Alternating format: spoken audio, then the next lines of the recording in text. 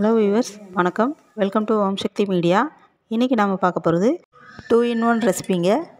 இது எப்படி செய்யலாம்னு பார்க்கலாம் வாங்க. ஒரு வாணலியில் கொஞ்சமாக ஆயில் விட்டு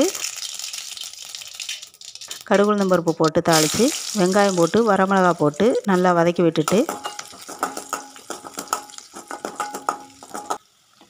வெட்டி வச்ச பீட்ரூட்டையும் போட்டு நல்லா வதக்கி விடணுங்க.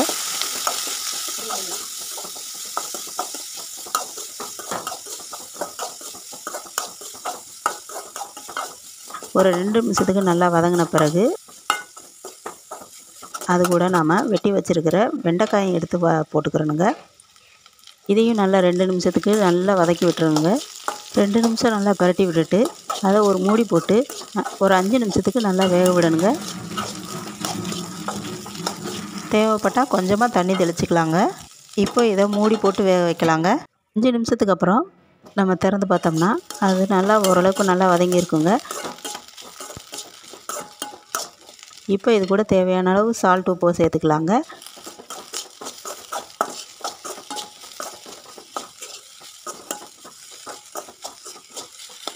அது கூட கொஞ்சமாக மஞ்சத்தூள் சேர்த்து பரட்டி விட்டுறலாங்க.